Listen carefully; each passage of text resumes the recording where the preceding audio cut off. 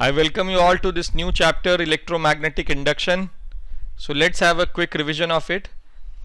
Explanation, it was based on Faraday's observation, ऐसा कहा जाता है, ठीक है. Faraday believed in symmetry of nature. तो उन्होंने कहा कि भाई अगर इलेक्ट्रोस्टैटिक्स के बाद करंट, इलेक्ट्रोडायनामिक्स और करंट से मैग्नेटिक फील्ड बन सकता है तो मैग्नेटिक फील्ड से भी करंट बनना चाहिए, ठीक है. तो फेमस फैराडे लॉ है, ठीक है. इन्होंने क्या किया कि एक लूप लिया और इस लूप को कनेक्ट कर दिया गैल्वेनोमीटर से, और इस लूप के एक्सिस पे इन्होंने मैग्नेटिक फील्ड को, मैग्नेट को मूव करवाया नॉर्थ साउथ पोल, ठीक है.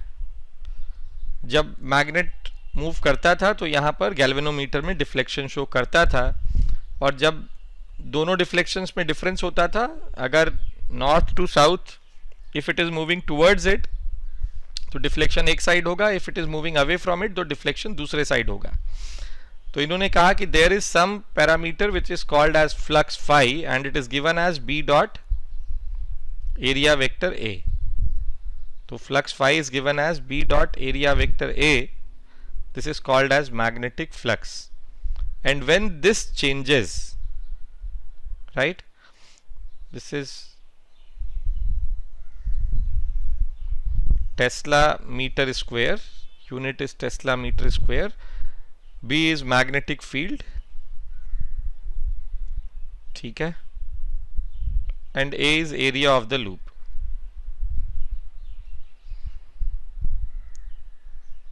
तो इन्होंने कहा कि अगर फ्लक्स चेंज होता है तो ईएमएफ इंड्यूस होगा, और this E induced will be given as minus of d phi by D t, negative of rate of change of flux,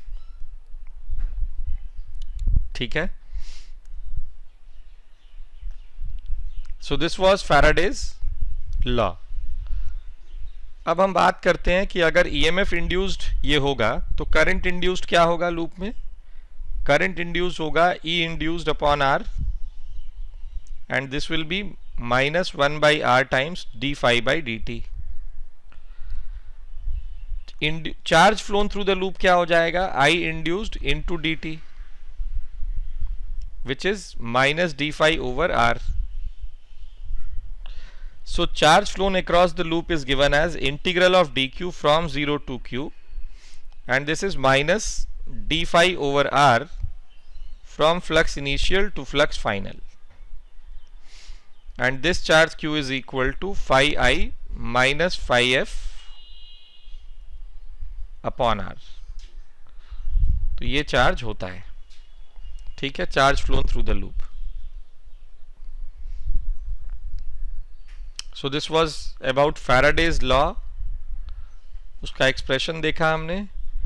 अब बात करते हैं लेंजेज लॉ की. स्टेटमेंट है इसका, the direction of induced current is such that it opposes the cause which has produced it. The direction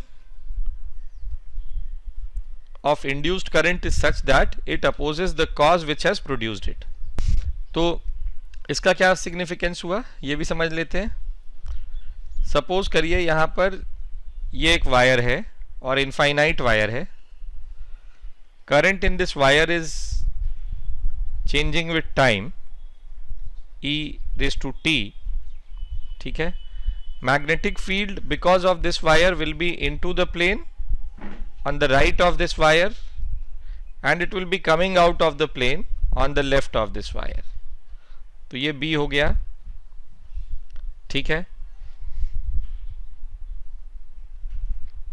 अब अगर यहां पर एक लूप ले आए हम, और इस लूप में हम इंड्यूस्ड ईएमएफ देखना चाहते हैं, सबसे पहले तो यहां पर मैग्नेटिक फील्ड चेंज हो रहा है, इसलिए फ्लक्स चेंज हो रहा है. तो जब फ्लक्स कैसे चेंज हो रहा है, फ्लक्स इंक्रीज कर रहा है क्योंकि फील्ड इंक्रीज कर रहा है, क्योंकि करंट इंक्रीज कर रहा है. तो the direction of induced current is such that it opposes the cause which has produced it. तो कॉज प्रोड्यूस्ड, जो कॉज है प्रोडक्शन का उसके, जिसने उसको प्रोड्यूस किया है इंड्यूस्ड करंट को, वो ये magnetic field, increasing magnetic field है। तो इंड्यूस्ड मैग्नेटिक फील्ड का डायरेक्शन आएगा बाहर की ओर, क्योंकि वही इसको अपोज करेगा।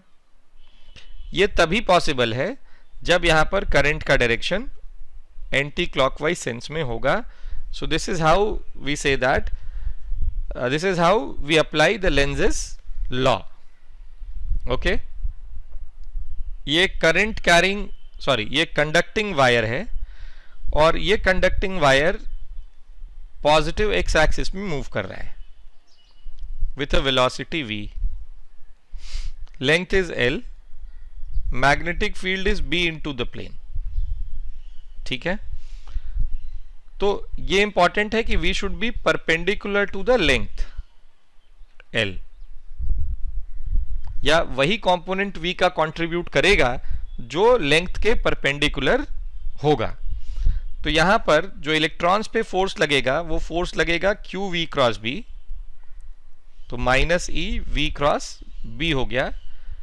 इसको जब आप ठीक से देखेंगे या समझेंगे तो यहां पर इलेक्ट्रॉन्स एक्यूमुलेट होंगे और यहां पर this and will be devoid of its electron, तो ये नेगेटिव होगा, ये पॉजिटिव होगा, और इसके अक्रॉस एक ईएमएफ डेवलप हो जाएगा इस तरीके का। ठीक है, और ये इंड्यूस्ड ईएमएफ होगा BVL।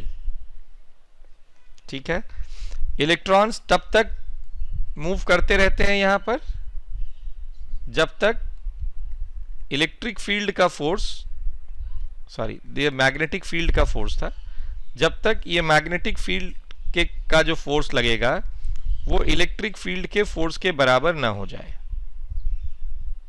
तब तक इलेक्ट्रॉन्स एक्यूमुलेट होते रहते हैं। सो this is how the induced EMF is given. इसमें एक एग्जांपल और देख लेते हैं।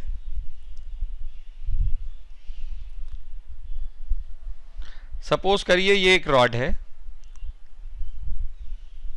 और इसकी वेलोसिटी इस तरफ है, magnetic field in the region is into the plane, तो ये एंड P है रॉड का और ये एंड Q है, and this is velocity V, this is angle theta. तो अभी मैंने कहा आपसे कि भाई वेलोसिटी का परपेंडिकुलर कंपोनेंट ही कंट्रीब्यूट करता है, so this is V sin theta and this is V cos theta. ठीक है, तो the EMF induced will B BVL sin theta, और ये एंड नेगेटिव हो जाएगा और ये एंड पॉजिटिव हो जाएगा। ठीक है, तो EMF जो रिप्लेस करेंगे आप वो इस तरीके का दिखाई देगा, this will B E induced, right. एक ये रॉड है, ये इस एंड के अबाउट अपने पिवोटेड है, एंड P के अबाउट पिवोटेड है ये। ठीक है, and it can rotate along this point with angular velocity omega. तो यहां पर वेलोसिटी हर पॉइंट पे चेंज हो रही है, तो हम यहां से x लेंथ पर एक dx लेंथ के एलिमेंट को देखते हैं। ठीक है, तो इसकी वेलोसिटी होगी ओमेगा x, और जो इस स्मॉल dx लेंथ के अक्रॉस जो EMF इंड्यूस होगा वो होगा B, मैग्नेटिक फील्ड यहां इनटू द प्लेन है, ये दिया होगा हमको, BV, V is omega x into dx। अब इसको इंटीग्रेट कर दो 0 से E इंड्यूस तक, and here x is changing from 0 to L, तो रॉड की लेंथ L है, तो E induced is equal to B omega L square by 2। तो ये यहां पर मैंने कुछ मोशनल EMFs के आपको डेरिवेशन दिखाए हैं। ठीक है, अब आगे चलते हैं, सेल्फ इंडक्शन की बात करते हैं। सेल्फ इंडक्शन क्या होता है? तो अगर मैं ये लूप लूं, ठीक है, और इसमें मैग्नेटिक फील्ड, सॉरी, इसमें करंट जो है वो टाइम का फंक्शन है। तो इस लूप के एरिया के अक्रॉस फ्लक्स चेंज होता है and that flux is proportional to the current in the loop. That flux is proportional to the current in the loop and the proportionality constant is given as L. This L is called as self inductance and its SI unit is Henry, denoted as capital H. ठीक है, तो EMF induce जो होगा इस loop के across उसकी value आएगी minus D phi by D T और it will be minus L D I by D T. ये ई इंड्यूस्ड हुआ यहां पर। ठीक है, इस प्रोसेस को हम सेल्फ इंडक्शन बोलते हैं। ओके,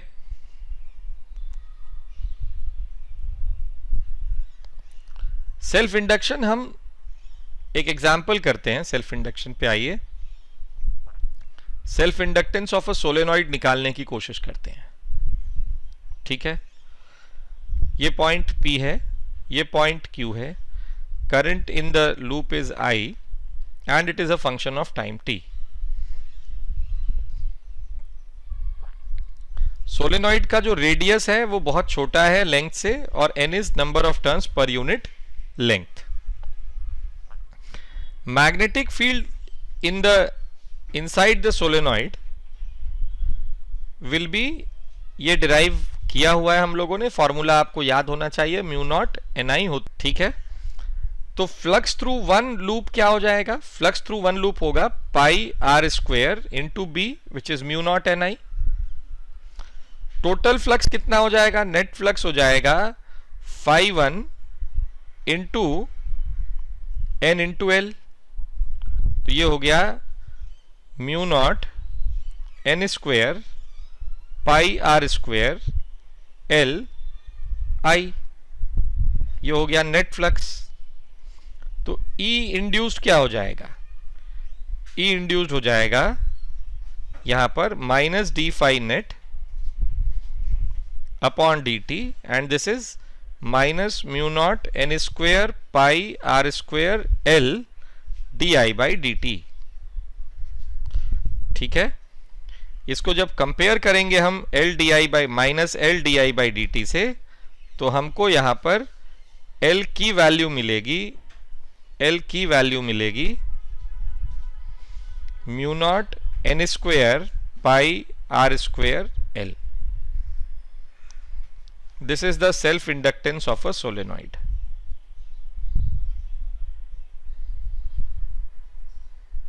ओके, तो ये भी हमने देख लिया।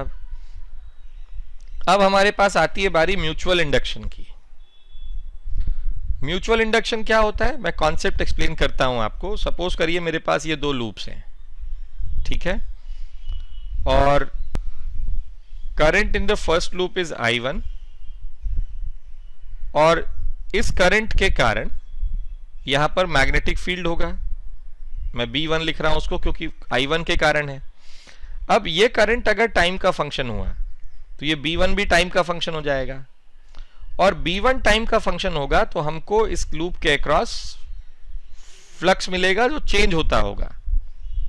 ठीक है, तो flux across the second loop is proportional to the current in the first loop, right? So if I write proportionality constant, then this is M, right? So net flux or the flux induced across the first second loop is the function of the current across the first loop. तो EMF induced जो होता है यहाँ पर, ये होता है minus D phi by D t and this is equal to minus M d I by D t. This is how we write E induced. अब बात करते हैं कॉम्बिनेशन ऑफ इंडक्टर्स की। एक इसके पहले एक और हम चीज डिस्कस कर लेते हैं इसी में। सपोज करिए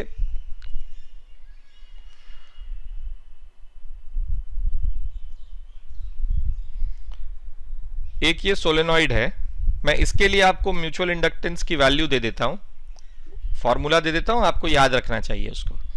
इसका नंबर ऑफ टर्न्स N1 है, पर यूनिट लेंथ रेडियस R1 है, लेंथ L1 है। और यहां पर एक दूसरा बड़ा लूप है जिसका number of turns per unit length N2 है, रेडियस R2 है और लेंथ उसका L2 है। ठीक है, तो करंट किसी भी लूप में फ्लो करे, बाहर वाले में फ्लो करे, अंदर वाले में फ्लो करे, हम अंदर वाले लूप में फ्लो कर रहे हैं, छोटा वाला जो लूप है जिसका रेडियस R1 छोटा है R2 से। ठीक है, तो मैग्नेटिक फील्ड इंड्यूस जो हो जाएगा वो हो जाएगा म्यू नॉट N1I। अब इस मैग्नेटिक फील्ड के कारण इसके एक लूप से फ्लक्स होगा, जो येलो वाला है उसके एक लूप से फ्लक्स होगा पाई R2 square mu naught N1I। Net flux हो जाएगा येलो लूप से N2 इंटू L2, क्योंकि इतने लेंथ तक ही उसका है, इंटू φ1। तो ये हो जाएगा mu naught N1 N2 I pi R1 square into L2। अगर इसको कंपेयर करोगे आप MI से, तो आपको M की वैल्यू मिलेगी यहां पर म्यू नॉट N1 N2 पाई R1 स्क्वेयर L2। ध्यान यहां पर क्या देना है, ये इंपॉर्टेंट मैं आपको बात बताने जा रहा हूं, ध्यान से सुनिए।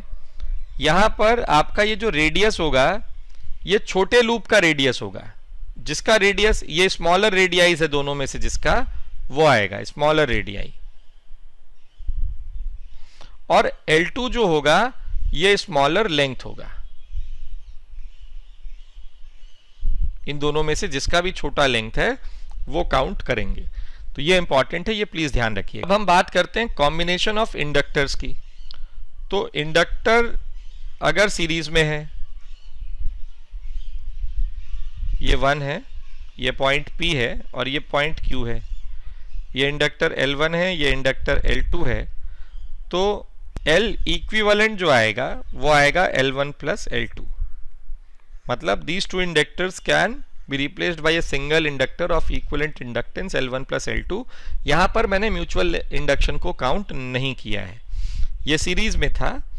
और पैरेलल में जब होगा, दिस इज L1,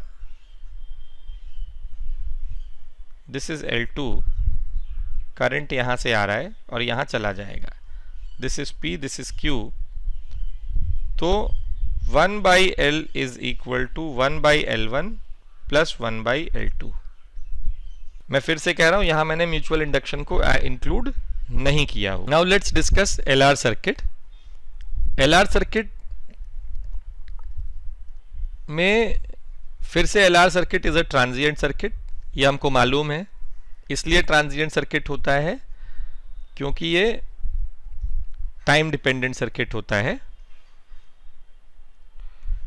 ठीक है, तो growth and DK of current, तो बोर्ड पे पढ़ते हैं इसको। तो LR सर्किट, ये L है,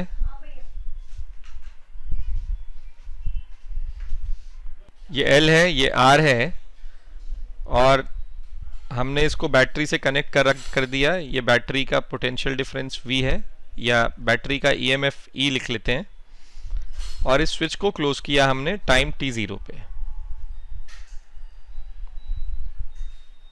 ठीक है, तो current in the loop is I at any instant. So if I write the Kirchhoff's voltage law, ये आएगा E minus L di by dt minus IR is equal to 0। तो इसको rearrange करेंगे, E minus IR is equal to L di by dt। फिर हमने variable segregate किया, dt by L is equal to di upon E minus IR। इसको integrate करेंगे हम, from 0 to I and from 0 to t. So this will be T upon L is equal to minus 1 by R times ln of E minus IR. Limit होगा 0 से I तक, तो minus T upon L by R, ये हो जाएगा minus T by tau हम बोलेंगे अब इसको, is equal to L N of E minus I R upon E. तो I की वैल्यू I E times 1 minus E by R times 1 minus E to the power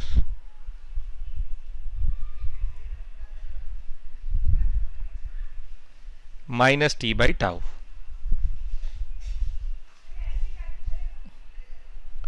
ये करंट आया. ठीक है, तो ये करंट ग्रो कर रहा है सर्किट में. ठीक, तो एट t0 करंट I is 0 and at t is equal to infinity current I is E by R. Inductor tries to keep the flux constant in the circuit. Inductor tries to keep the flux constant in the circuit. ये important property है inductor की, ये आपको ध्यान रखना चाहिए. ठीक है, अब इसी में आगे बात करते हैं energy stored in an inductor.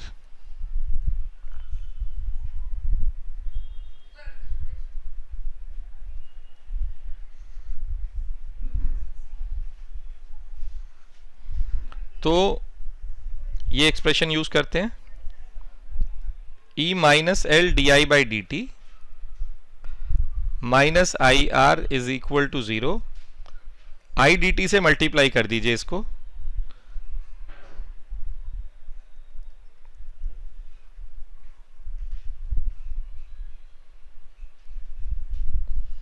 ठीक है. ये जो आई डी टी है ये डी क्यू हो जाएगा और ये हो जाएगा minus L I D I. ये I square R D T जो है ये heat dissipated across the resistor हो जाएगा, सो डी एच लिख लेते हैं. This is work done by the battery D W B. तो D W B minus D H gives us L I D I. जब इसको इंटीग्रेट करेंगे हम, ये डी कैपिटल एच है 0 से h तक और ये 0 से डब्ल्यू बी तक और 0 से I तक. तो work done by battery minus heat dissipated across the resistor is equal to half L I square. So energy stored in an inductor is given as half L I square. ठीक है, तो ये हमको ध्यान रखना चाहिए. तो ये करंट का फॉर्मूला ध्यान रखना है आपको, ये एनर्जी का फॉर्मूला आपको ध्यान रखना है. इसी में हम एनर्जी डेंसिटी की भी बात करते हैं.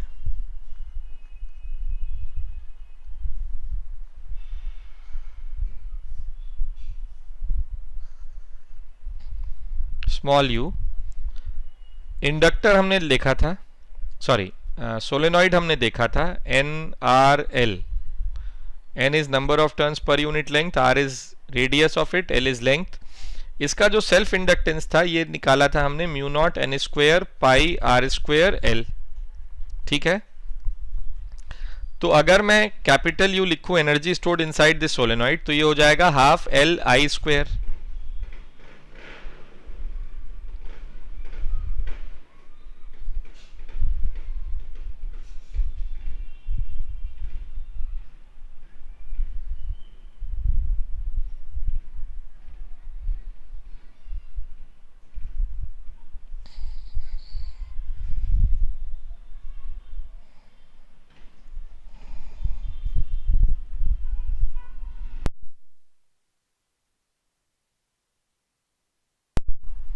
तो this will be half mu naught N square pi R square L I square.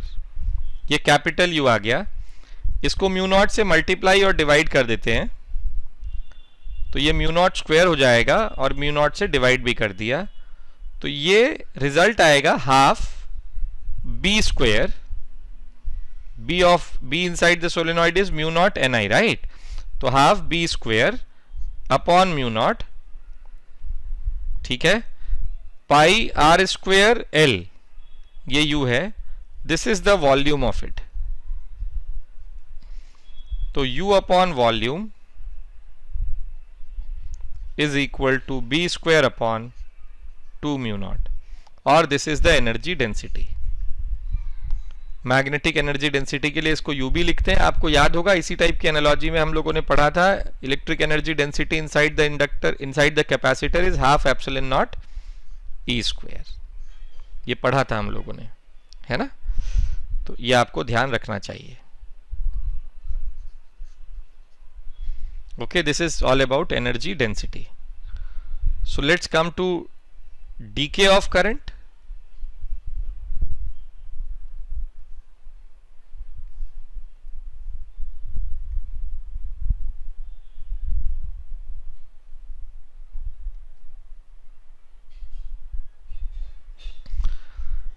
DK of current क्या होता है कि एक बार मैग्नेटाइज हो गया, एक बार एनर्जी स्टोर हो गई इंडक्टर के अंदर, सीरीज में रेजिस्टर लग गया, अब ये यहां पर it can act as a passive source of EMF, ठीक है। तो ये हो जाएगा I R minus L D I by D T is equal to 0। तो D I by D T, D I by D T is equal to minus I upon L by are.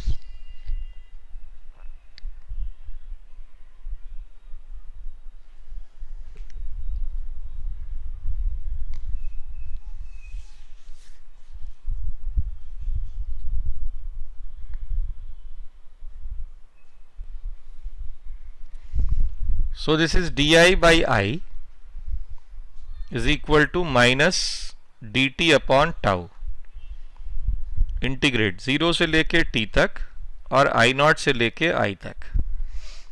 ln of I upon I naught is equal to minus T by tau, और I is equal to I naught e to the power minus T by tau. So this is how the current decays, tau is time constant.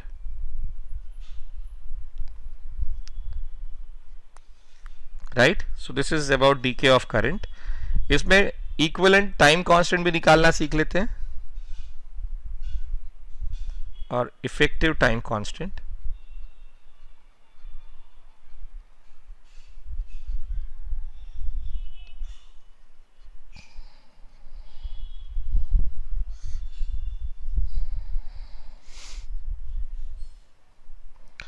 ये inductor लगा हुआ है, यहां पर multiple resistances लगे हुए हैं।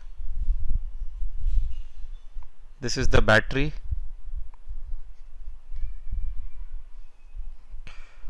E1, E2, R1, R2, R3। करना क्या है अब हमको कि भाई हमको इंडक्टर के अक्रॉस इक्विवेलेंट या इस सर्किट का इक्विवेलेंट टाइम कांस्टेंट निकालना है। तो ये टर्मिनल्स हो गए इंडक्टर के ए बी। तो पहला स्टेप है short circuit the battery,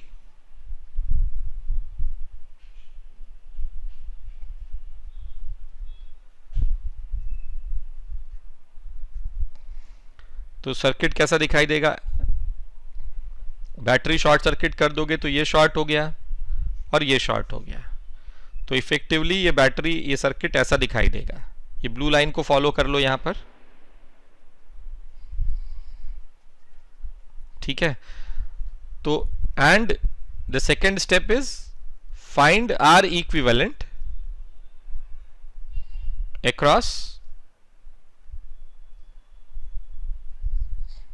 the terminals of the inductor।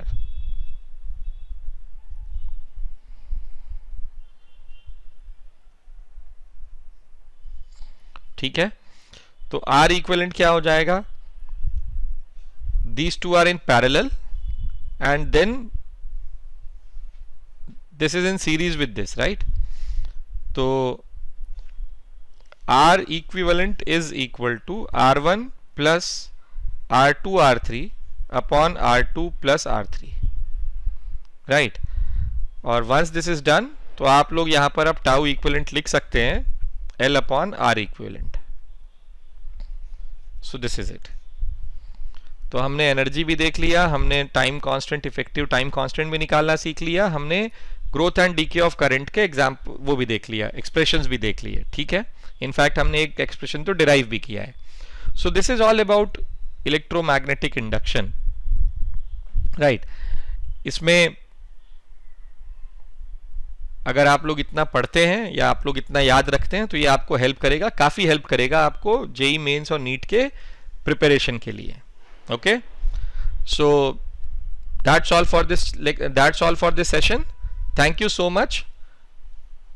See you in the next session. Till then, goodbye. Keep practicing.